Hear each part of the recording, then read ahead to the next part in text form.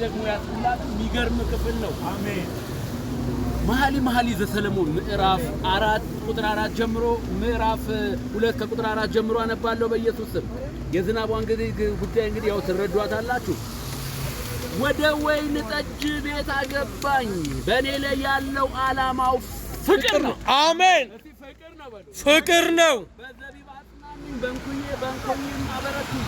በፍቅሩ ተነድጄ ታምሜያለሁ። የሚገርም ነው። ታምሜያለሁና ግራው ከራሴ በታች ናት፣ ቀኙም ታቀፈችኝ። እናንተ የኢየሩሳሌም ቆነጃጅት ሆይ እርሱ እስኪያልፍ ድረስ ፍቅርን እንድታነሳሱ በሚዳቆም በምድረ በዳ ዋላም ወደ አምላካችሁ ይላል። ምን ልላችሁ ፈልጌ ነው? ፍቅርን እንድታነሳሱ። አሜን። እንድታነሳሱ ይላል። አሜን። ጠቢቡ ሰሎሞን ነው የሚናገረው።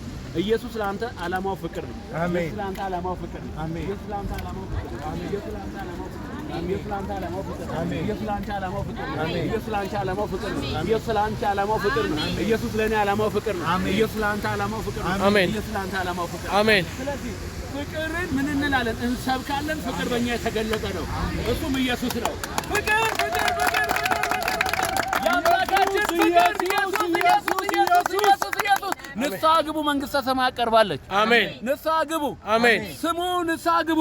አሜን። ለጌታ ክብር ይሁንልን። አሜን። ጌታ ነው።